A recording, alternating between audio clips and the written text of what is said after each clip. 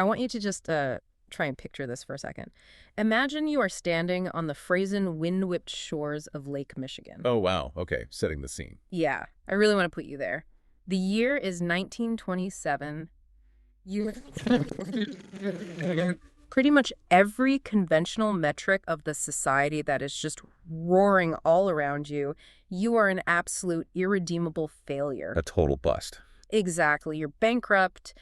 The construction company that you basically poured your entire soul into, I think it was called the Stockade building Oh, system. stockade building system. Yeah. So that company has just been wrestled away from you and completely collapsed. And on top of that, you carry this lingering, really public sting of having been expelled from Harvard, not just once, but twice. Twice. For essentially just lacking discipline and partying too hard. Right. But the heaviest weight here, the thing that is actually pulling you down toward that icy water, is the recent and just devastating death of your young daughter, Alexandra. Yeah, that is the real tragedy here. She contracted polio and spinal meningitis. And the thing is, you are completely convinced that the damp, drafty, substandard housing you were forced to live in actually contributed to her death. The guilt there must have been unimaginable. Crushing. Just absolutely crushing. So you are looking out at that freezing water, and you are seriously contemplating a final, irreversible exit. You just want it all to end. It is a remarkably bleak starting point. Yeah. I mean, it really is. And what makes this exact moment so critical to our understanding of human potential is that it forces a total systems failure of the ego. A systems failure, I like that. Yeah, because when you are standing on that shoreline, stripped of money, stripped of status, and basically stripped of hope, the illusion of control is just gone. Completely gone. Right. And so I want to ask you, the listener, how do you go from that exact moment of absolute suffocating despair to becoming one of the most prolific, influential, and frankly mind-bending polymaths of the 20th century? How do you flip the script so completely that you end up fundamentally altering how humanity views its relationship with the planet? Well, you don't do it by just tweaking your daily habits. You do it by completely obliterating your previous operating system. Which brings us to the topic of today's deep dive.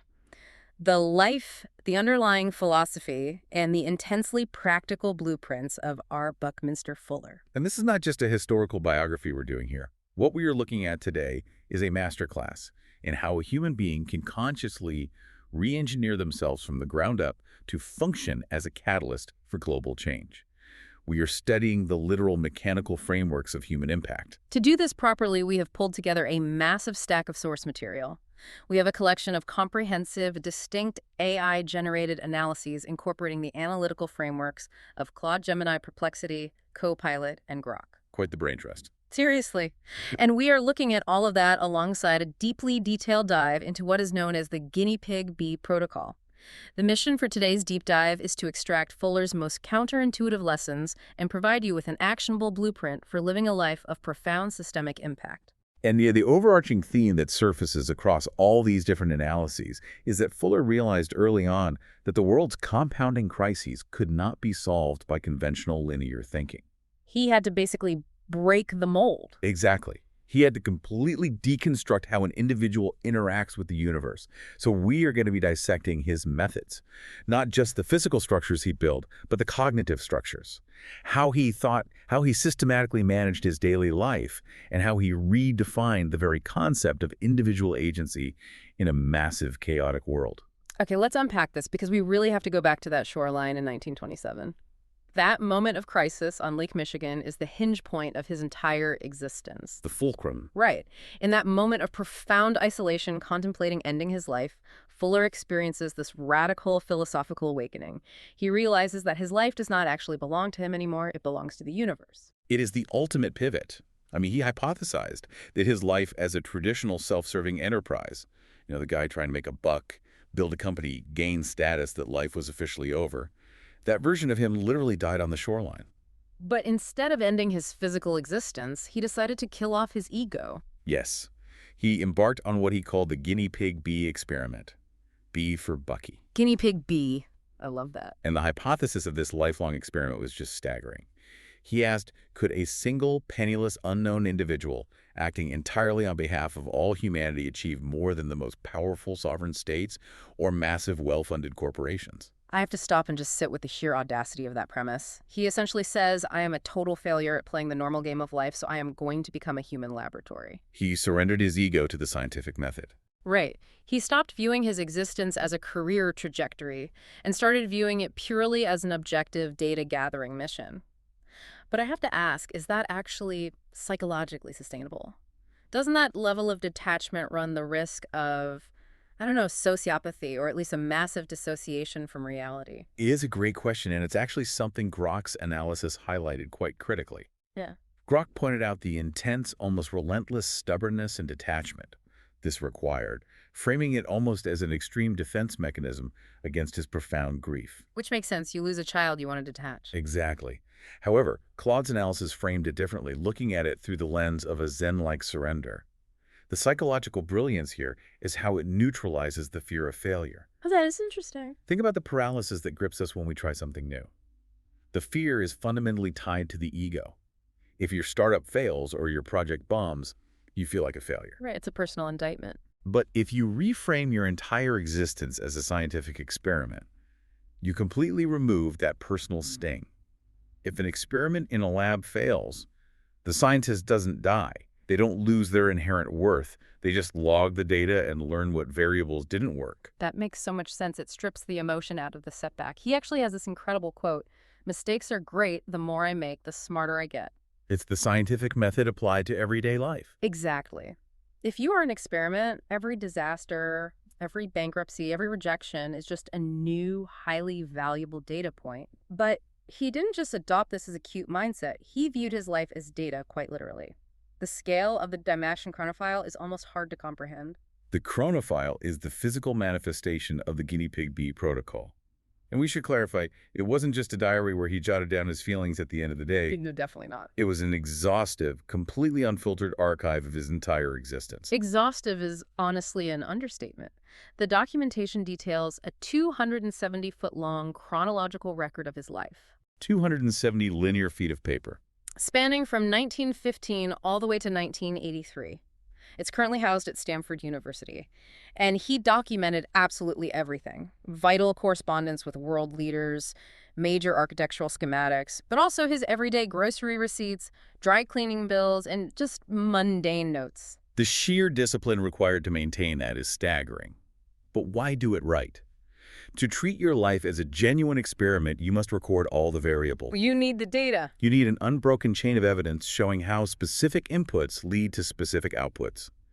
By documenting his life with the absolute rigor of a laboratory technician, he could track the long-term ripple effects of his decisions over decades. It forces a level of hyper-awareness that practically no one ever achieves. You cannot lie to yourself about your productivity or your impact when every single receipt and letter is time-stamped and filed.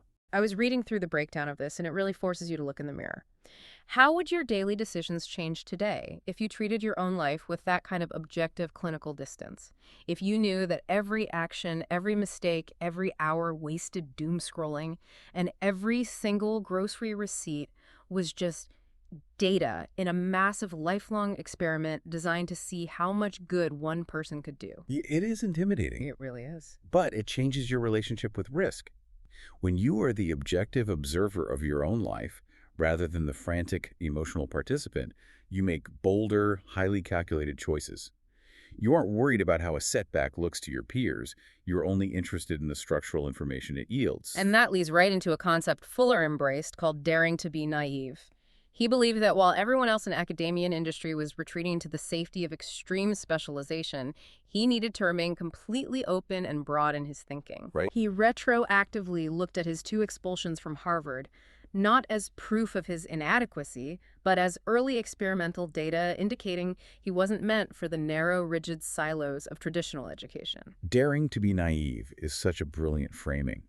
It isn't about willful ignorance or anti-intellectualism. It's about aggressively maintaining a beginner's mind. Staying curious. Yes. Yes. It is the willingness to ask the obvious, fundamental, almost childlike questions that experts are usually too embarrassed or too heavily conditioned to ask. Like what? Well, the experts at the time were asking, how do we make this brick building slightly cheaper? Fuller was daring to ask, why are we building with bricks at all when aluminum exists? Right. That naivete is a prerequisite for genuine structural innovation. But here's the disconnect for me. He decides his life is an experiment. He strips away his ego. He starts hoarding every piece of paper he touches. But how does a guy with no money, no degree, and no institutional backing actually exert force on a global scale? That is the big question. How do you move the needle of the entire world when you are essentially a nobody? That is the core mechanical problem of Guinea Pig B. And his solution to that problem is perhaps his most enduring legacy. It is the mechanics of influence, specifically encapsulated in his concept of the trim tab. Okay, here is where it gets really interesting. I want to spend some real time on this because it completely rewired how I view individual power. For anyone who isn't steeped in nautical engineering, picture a massive ocean liner, a colossal ship. Huge. To steer this giant vessel, you have a massive main rudder at the back, deeply submerged in the water. But you can't just push the heavy bow of the ship. And turning that massive main rudder against the crushing pressure of millions of gallons of ocean current requires an immense, almost impossible amount of mechanical force. Exactly. The fluid dynamics make direct brute force steering incredibly inefficient. So marine engineers use a beautifully simple physics hack. Attached to the very trailing edge of that giant main rudder is a tiny miniature rudder. And that is the trim tab. That is the trim tab.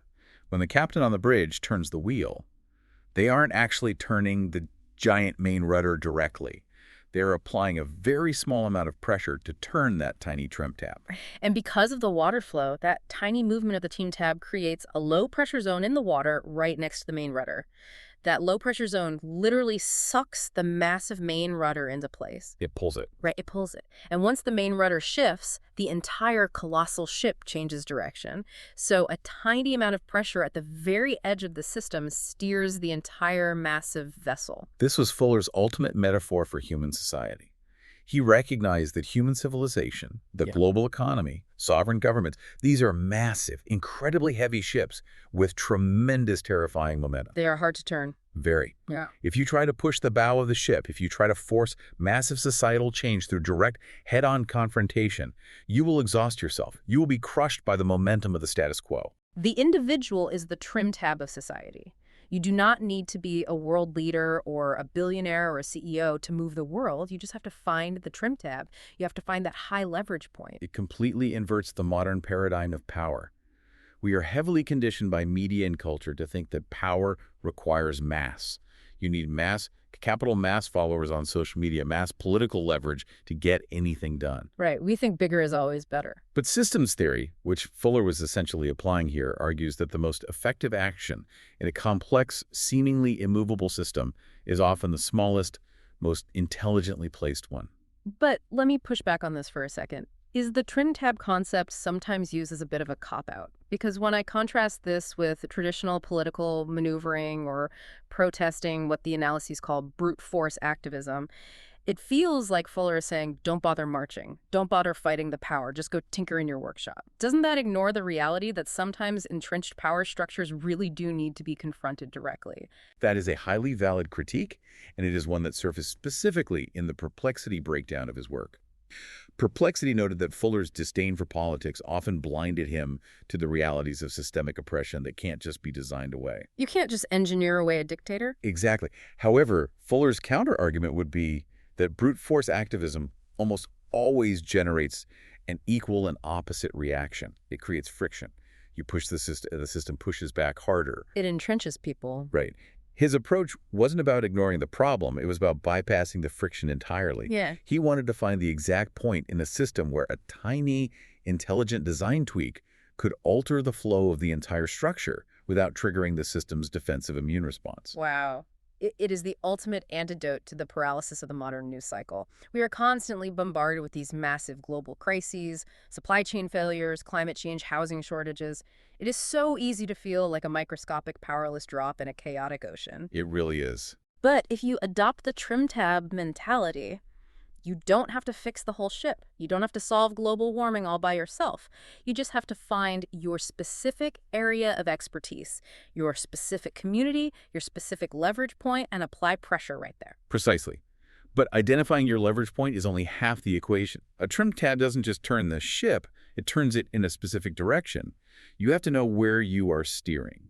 And if we connect this to the bigger picture, that brings us to his fundamental approach to problem solving and his incredibly distinct views on how to build the future. And this is where Fuller gets wonderfully contrarian. He has this famous maxim that is central to absolutely everything he did. You never change things by fighting the existing reality. To change something, build a new model that makes the existing model obsolete. This philosophy demands a radical reallocation of human energy. Fuller realized that fighting a system actively requires you to engage with its rules. Oh. When you fight a system, you are validating its You're existence. playing its game. You are playing its game, and you are often inadvertently reinforcing the relevance of the very thing you are trying to destroy. Every ounce of energy, money, and time spent protesting an inefficient or corrupt system is energy not spent designing its replacement. He'd point-blank refused to spend his energy on opposition. He didn't write op-eds complaining about the state of the world. Instead, he introduced a concept he coined called living quarry, life-supporting systems. This was his necessary antidote to weaponry. And when he said weaponry, he didn't just mean literal guns and bombs. No. He meant the entire human mindset of hoarding, exclusivity, zero-sum competition, and destructive technologies. His mission wasn't incremental. He didn't want to make things 10% better for the middle class. Huh. The mandate of Guinea Pig B was to redirect global resources toward universal well-being with the explicit, uncompromising goal of elevating 100% of humanity. Not 50%.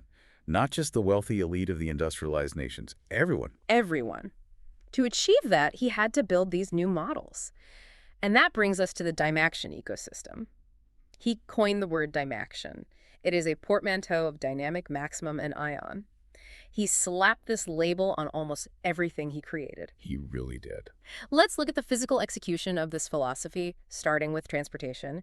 When Fuller looked at the massive problem of inefficient, dangerous, resource-heavy cars in the 1930s, he didn't lobby the government for better traffic laws or tighter regulations on Ford and General Motors. No, he retreated to a factory in Bridgeport, Connecticut, and built the Dymaxion car. And we need to emphasize how alien this machine was in 1933. It looked like a spaceship. It didn't look like a car at all. It looked like a wingless Zeppelin for the road. It was highly aerodynamic, shaped like a teardrop to minimize air resistance. It had 3 wheels instead of 4, and it steered from the single rear wheel, much like a boat steering with a rudder. The specs on this thing are wild. It could carry up to 11 passengers, it could hit 90 miles per hour, and it got 30 miles to the gallon. In 1933.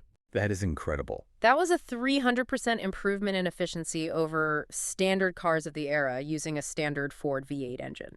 He literally built a new model to make the old ones look ridiculous. But it didn't really work out, did it? It was a tragic failure of public perception. At the 1933 Chicago World's Fair, a prototype of the Dymaxion car was involved in a fatal crash.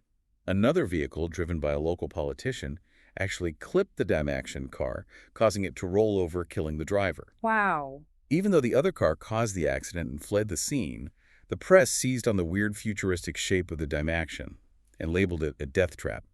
Investors panicked and the funding completely evaporated. It was a massive piece of negative data for the Guinea Pig B experiment regarding how society reacts to radical change. But he didn't stop. He pivoted to the housing crisis. Again, he didn't write angry essays about urban decay or greedy landlords. He designed the Dymaxion house. The Dymaxion house is such a fascinating study in challenging structural assumptions. Houses were, and mostly still are, built site-specific out of heavy, expensive materials like brick and wood, taking months to construct. Very inefficient. Fuller envisioned a house that could be mass-produced in an aerospace factory out of lightweight aluminum. It was hexagonal, suspended by tension cables from a single central mast, almost like an umbrella. And it was completely off-grid capable before that was even a concept. It featured a downdraft ventilation system that drew cool air down from the roof and a packaging toilet that shrink-wrapped waste for composting instead of using massive amounts of fresh water to flush it away. The goal was a high-quality, sustainable, self-sufficient shelter that could be delivered anywhere in the world in a tube and assembled in a couple of days. Yet again, the existing reality fought back. He faced massive resistance. Plumbers and electricians' unions despised it because it required no traditional on-site plumbing or wiring. Zoning boards didn't know how to classify it, and frankly, the public thought it looked too much like a tin can. But the point wasn't just commercial success. The point was demonstrating that alternative models of existence were physically possible. And perhaps his most subtle yet profound intervention was the Dymaxion map. Oh man, when I first saw this, it completely broke my brain. We are all used to the Mercator projection, the standard map you see in every single classroom, but the Mercator map horribly distorts the size of continents as they get closer to the poles. The Mercator projection was designed for nautical navigation in the 16th century. It preserves straight lines of bearing, but it wildly distorts scale. That is why Greenland looks roughly the same size as Africa on a standard map, even though Africa is actually about 14 times larger. 14 times. That is insane. Fuller realized that this distorted map subconsciously reinforces deep geopolitical hierarchies and the psychology of separation. It makes the Northern Hemisphere look massive and dominant. So Fuller created the Dymaxion map. He projected the globe onto an icosahedron, a shape with 20 triangular faces, and then unfolded it flat. It is the first map to show the world's continents as one continuous, unbroken island in one continuous ocean without any visible distortion of the relative shapes and sizes of the landmasses. He redesigned the map to force humanity to see itself differently, not as divided nations separated by vast oceans, but as a single, unified, interconnected system sharing a single landmass. It is a literal, visual representation of his philosophy. What is striking about this for anyone listening today is how it can apply to almost any friction in your life. If you are deeply frustrated with an archaic software system at work, or a toxic reporting structure in your company, or even just a chaotic morning routine with your kids, are you wasting all your precious mental energy fighting and complaining about the old system? Or are you actively carving out the time to design a new model, a new way of operating that will simply render that old frustration completely obsolete? Operating that way requires a massive shift in perspective. You can't be bogged down by the minutiae of the current flawed system. You have to pull back. Way back. Yes. And to build these entirely new models, Fuller had to step back and look at the entire planet in a way that practically no one else in the mid-20th century was doing. Which brings us to what is undoubtedly his most famous conceptual blueprint, the absolute macro view of his philosophy, Spaceship Earth. It is arguably one of the most powerful metaphors of the modern environmental movement, though he views it more as an engineering reality. Fuller viewed the planet not as a static, infinite landscape to be plundered, but as a beautifully designed, highly complex, closed-system mechanical vehicle flying through space at thousands of miles an hour. The punchline of the metaphor, which is both brilliant and terrifying, is that this incredible vehicle, packed with an incredibly precise balance of gases, water, and biosphere needed to sustain human life, unfortunately arrived without an operating manual. We are all on this ship hurtling through the cosmos, and nobody read the instructions. And because we lack that operating manual, Fuller delivered a harsh systems-level critique of how humanity was behaving. He observed our massive growing reliance on fossil fuels, coal, oil, natural gas. He didn't just call them dirty, he fundamentally reclassified them. Co-pilot synthesis of his work highlighted this specific phrase. He compared our use of fossil fuels to a ship relying on its fossil fuel lead storage batteries. I find that framing so compelling. Fossil fuel lead storage batteries. He's perfect. It highlights the sheer reckless short-sightedness of our global economy. These fossil fuels are finite, non-renewable energy reserves that took the Earth millions of years to slowly accumulate and store underground. They are the ship's emergency backup batteries. And humanity was, and honestly still is, depleting them at a completely unsustainable rate. Just burning through the emergency reserves to keep the lights on instead of figuring out how to plug the ship into its main power source. And to plug into that main power source, you have to understand a concept Fuller championed relentlessly called synergy. We hear that word thrown around in corporate boardrooms all the time. Yeah. Let's synergize our marketing departments. But Fuller meant it in the strict scientific sense. The analyses define synergy very specifically. It is the behavior of whole systems that is completely unpredicted by the behavior of their individual parts. Synergy is the core of systems thinking. It means you cannot understand the universe or a global economy or an ecosystem simply by taking it apart and looking at the pieces in isolation. Water is the classic example. Oh, right. If you study hydrogen and oxygen independently, nothing in their individual properties would predict that combining them puts out fires. The wetness of water is a synergistic property. This understanding of synergy is exactly why Fuller had such a harsh, unforgiving view of traditional academic and professional specialization. He actively despised it. He actually called hyperspecialization brain slavery. Which is a highly provocative stance. The entire trajectory of the Industrial Revolution and modern academia is built on specialization. We want people to focus on narrower and narrower fields. Right. And let me play devil's advocate here for a second. Don't we actually need specialization? If I need brain surgery, I don't want a systems thinker who also dabbles in poetry and architecture. I want a guy who has spent 20 years looking at nothing but the frontal lobe. Doesn't Fuller's attack on specialization ignore the necessity of deep technical expertise? It is a crucial distinction to make. Fuller wasn't against deep technical knowledge. He was against the philosophical blindness that specialization creates when it isn't tethered to a broader understanding of the whole system. Okay, that makes sense. He argued that becoming hyper-specialized in one tiny field prevents humans from seeing the macro crises approaching. You become so obsessed with polishing one single rivet on the spaceship that you don't realize the main engines are failing and the oxygen is venting. Wow. So instead of a specialist, he championed the idea of becoming a comprehensive anticipatory design scientist. A comprehensive anticipatory design scientist. It is a mouthful, but the meaning is profound. You comprehend the whole system, you anticipate the future needs of the system, and you design solutions scientifically. By acting in this role, Fuller was advocating for renewable energy, solar, wind, hydroelectric power, decades before there was any mainstream environmental movement. Way ahead of his time. He wanted us to stop burning the ship's finite batteries and start tapping into what he called Earth's vast cosmic energy income. The sun, the wind gravity, energy that arrives daily and doesn't deplete the ship's reserves. He also realized something fundamental and inescapable about living on a closed-system spaceship. There is no such thing as a way. This is a point that really stuck with me. When you throw a plastic bottle away or when a factory pumps exhaust away into the sky, where does it actually go? It doesn't magically leave the ship. It doesn't vent into the vacuum of space. Exactly. On Spaceship Earth, there is only the internal metabolism of the vessel. Everything is either recycled back into a useful form, or it becomes pollution that degrades the system's life support capabilities. It demands a terrifying amount of accountability. Every single manufacturing process, every supply chain, every piece of single-use plastic must be accounted for within the closed thermodynamic system of the planet. This is a massive paradigm shift. It practically begs us to embrace interdisciplinary thinking in our own lives. Don't confine yourself to the single domain you majored in. If you are a software engineer, read Stoic philosophy. If you are an artist, study quantum physics or biology. Combine these disciplines, cross-pollinate them, because the innovative solutions to our biggest problems almost always exist in the synergy between fields not isolated within them. Which naturally leads to the most pressing mechanical question.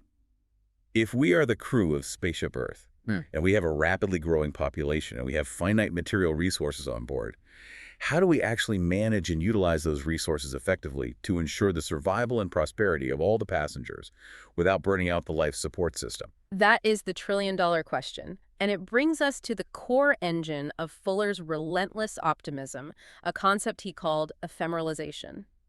Ephemeralization is perhaps his most important actionable concept. The analyses define it precisely as the technological advancement that allows us to do more and more with less and less until eventually you can do everything with nothing. Doing more and more with less and less. It sounds like a magic trick or some utopian paradox, but he proved it was just the natural trajectory of physics designed and applied intellect. Think about the smartphone in your pocket right now. That is the ultimate modern manifestation of ephemeralization. 40 years ago, to have the capabilities of a smartphone, you needed a massive desktop computer, a dedicated landline telephone, a bulky film camera, a heavy encyclopedia, set a stack of maps, a compass, and a tape recorder. And a whole lot of desk space. Exactly. Right. All of those physical resource-heavy objects have been ephemeralized, dematerialized into a single lightweight piece of glass and silicon that uses a fraction of the raw materials and energy. This concept is the key to shifting human thinking from a mindset of absolute scarcity to a mindset of abundance. And this is crucial because for most of human history, economics and politics have been a zero-sum game based strictly on scarcity. If I claim this piece of fertile land, you don't have it. If I mine and use this ton of steel, you can't use it. Scarcity breeds conflict. It breeds the weaponry mindset. But ephemeralization breaks that zero-sum paradigm. If we can maximize our technological output while continuously minimizing the raw resource input required, we can actually elevate the standard of living for everyone on Earth without depleting the planet's regenerative capacity. We don't have to fight a bloody war over the pie if we learn how to bake 1,000,000 pies using a fraction of the ingredients. And we have a perfect, massive physical illustration of this concept from the source material. It is Fuller's absolute crowning architectural achievement, the structure he is most famous for. the geodesic dome. The geodesic dome is the ultimate physical embodiment of ephemeralization in the built environment. To understand why it's so revolutionary, you have to look at the geometry. Let's break down the math of it.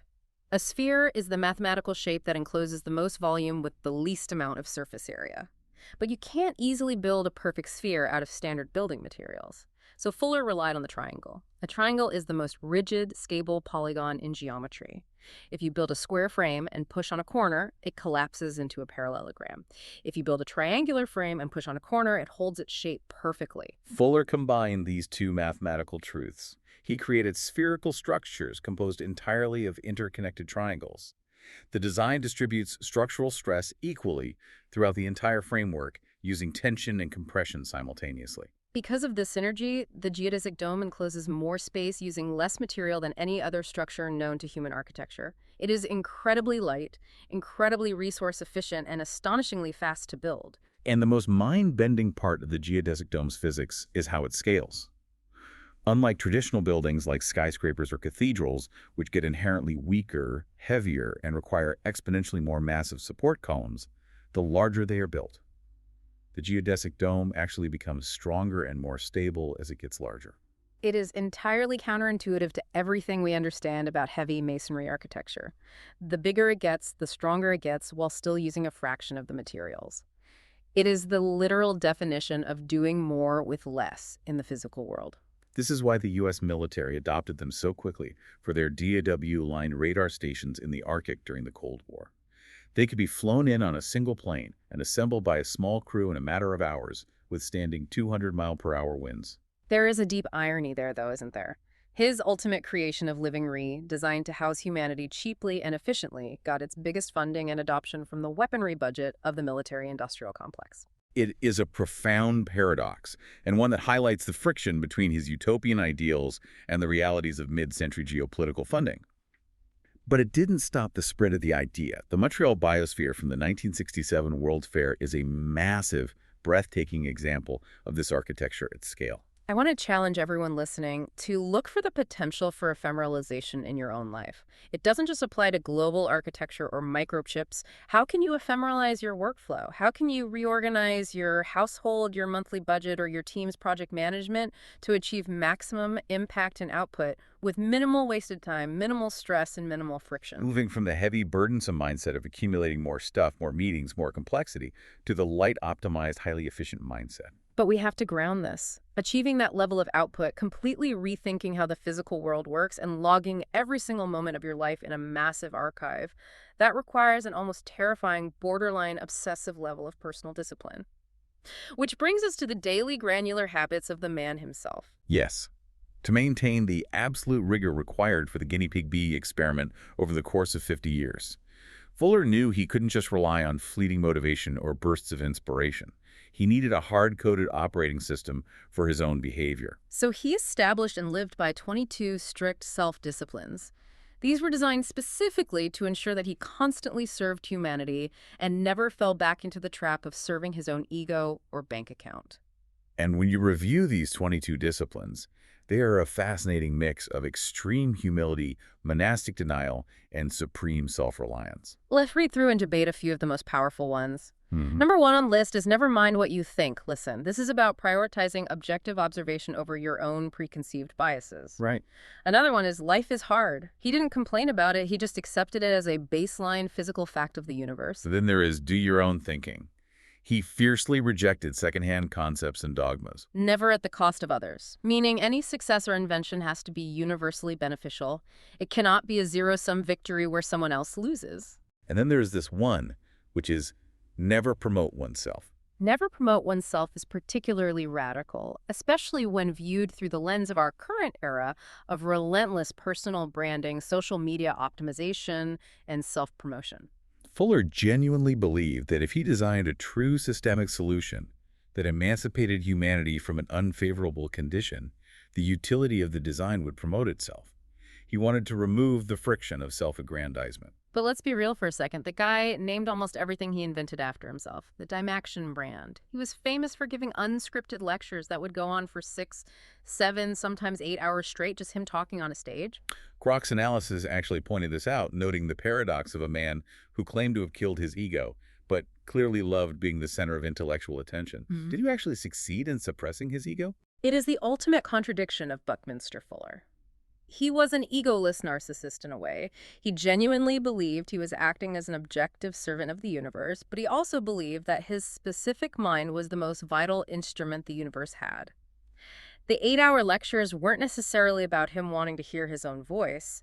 They were a manifestation of his desperate urgency to download every piece of interconnected knowledge in his brain into the audience before time ran out. Let's talk about the physical toll of this urgency. The way he implemented these disciplines into his daily routine was nothing short of extreme biohacking decades before that term existed. Yeah. Let's talk about the infamous time action sleep schedule. This is one of the most legendary and questionable aspects of his personal life. To maximize his productive conscious hours and ephemeralize his own biology, he adopted a strict polyphasic sleep schedule. The documentation details that for 2 straight years he slept for exactly 30 minutes every 6 hours. That totals just 2 hours of sleep in a 24-hour period. 2 hours. He claimed that he felt completely energized and that this schedule allowed him to tap into deeper levels of focus. Now, the sources note he eventually had to adjust back to a more normal 5 to 8 hours, supposedly because his colleagues and business partners couldn't keep up with his schedule and it was disrupting their workflow. Medical professionals today would look at a 2-hour polyphasic sleep cycle and call it a recipe for rapid cognitive decline and severe physical burnout. The human brain needs prolonged REM and deep sleep cycles to clear out amyloid plaques and consolidate memory. But the sheer stamina, the raw willpower required to treat your own biology as a malleable experimental variable just to gain more time to work on behalf of humanity, it is a testament to his absolute fanaticism regarding the Guinea Pig B protocol. He optimized his wardrobe, too. The sources point out a fascinating detail. Despite being this avant-garde radical thinker designing flying cars and aluminum space houses, he almost exclusively wore dark, conservative, incredibly boring business suits. It was a highly calculated choice. He knew his ideas, Spaceship Earth ephemeralization, killing the ego, were wildly radical and easily dismissible by the establishment. So he wanted his physical appearance to be as traditional and unthreatening as possible. If he had shown up to pitch the geodesic dome to the military wearing bohemian robes, they would have thrown him out of the room. The dark suit was camouflage. It ensured that his radical ideas were the only focal point, not a distracting eccentricity. It's anti-branding branding. And when we zoom out and look at the final legacy at the culmination of the Guinea Pig B experiment, the data is staggering. Let's run the final numbers.